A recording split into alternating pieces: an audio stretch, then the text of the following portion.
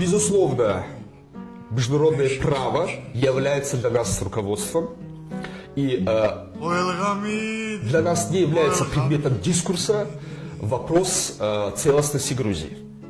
Другой вопрос.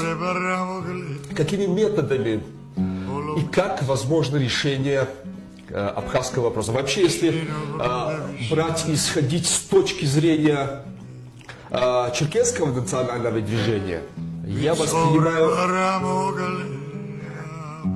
этот вопрос таким образом, что абхазский вопрос для черкесского национального движения по-настоящему, если смотреть, стала ловушкой.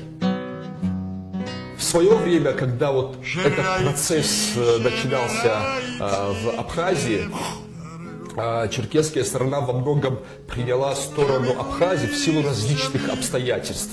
Тут и след империи можно проследить.